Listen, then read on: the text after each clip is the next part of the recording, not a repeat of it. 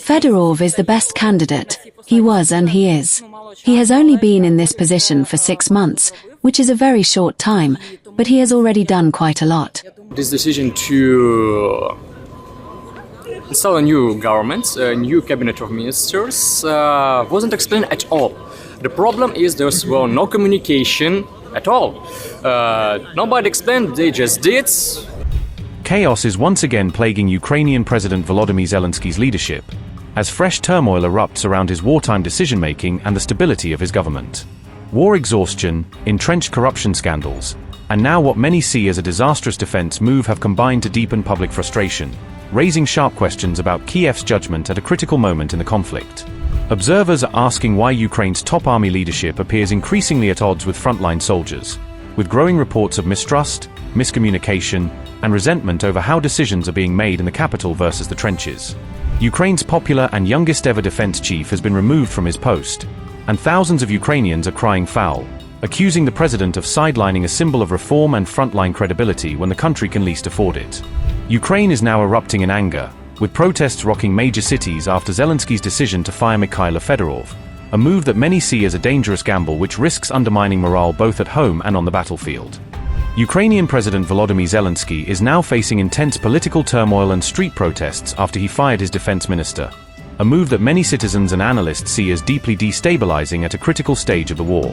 Mykhailo Fedorov was widely regarded as a popular defense minister across Ukraine, with multiple reports describing him as a reform-minded figure who enjoyed strong support among both soldiers and civilians. Zelensky has said he felt forced to choose one side or the other after relations deteriorated beyond repair, framing his decision as the outcome of an internal split that could no longer be patched over. According to reports, the breakdown occurred between the defense ministry and senior military leadership, with growing disagreements over strategy, command decisions, and possibly over corruption or accountability issues. To be honest, the president is not supposed to pick sides in this kind of situation during wartime. I would very much like unity. The sides did not find it. I'm simply pointing out that if the sides cannot resolve the issue, I will have to resolve it myself. Mykhailo Fedorov, I'm confident he will remain on the team. We'll discuss a little later how this will play out.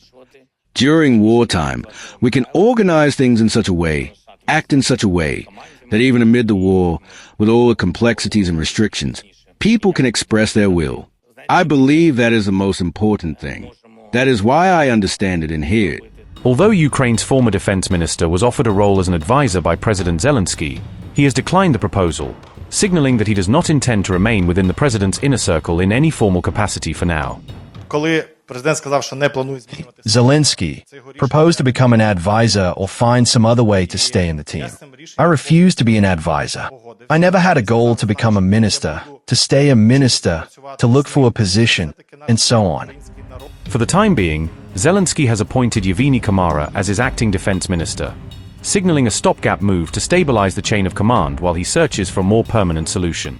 Yevhenii Khmara previously served as the acting head of Ukraine's security service, according to reports, bringing an intelligence and internal security background rather than a traditional military career to the defense portfolio. At the same time, thousands of protesters gathered outside Zelensky's presidential office in Kyiv, turning the capital center into a focal point of anger and anxiety over the sudden shakeup in wartime leadership. Several demonstrations have broken out across Ukraine following the sacking of Mykhailo Fedorov, with citizens taking to the streets in multiple cities to voice their discontent and demand explanations. Some protesters held up placards reading "For what?" and "Is your head screwed on?" Sharp slogans that reflect public disbelief and frustration at what they see as a reckless decision in the middle of a brutal war. Fedorov is the best candidate. He was and he is. He has only been in this position for 6 months, which is a very short time, but he has already done quite a lot. And so, as you can see, his achievements are the people who have gathered here. Everyone sees this. I don't think that Khmara or Klimenko, or anyone else, will be able to influence people in the same way that so many people will come to defend them. This decision to install a new government, a new cabinet of ministers, wasn't explained at all. The problem is there was no communication at all. Nobody explained, they just did. You don't deserve an explanation. We owe you nothing. We just did it because we thought this would be nice. Why? Based on what? Nobody told us. Just some couple phrases were thrown at us like bones to the dogs. Just deal with it. So because all these people stand here for more than 12 hours. He is one of the very few people I am genuinely willing to come out and protest for. Now they are unexpectedly dismissing someone who, in just 6 months, has delivered phenomenal results. I saw the report he published on his Telegram channel and social media listing 22 completed tasks. When you read that list, only one question comes to mind. How was it possible to accomplish all that in just 6 months? A former Ukrainian soldier said, and I quote, "It's demoralizing.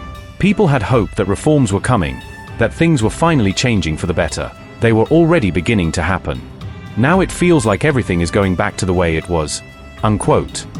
It's only the second time since Putin's invasion that Ukrainians have taken to the streets in open anti-government protests, underscoring just how exceptional and serious their anger over Zelensky's latest decision really is. About a year ago, Zelensky's move to shut down 2 anti-corruption agencies triggered a similar backlash, sparking demonstrations from citizens who feared that wartime measures were being used to weaken oversight and accountability.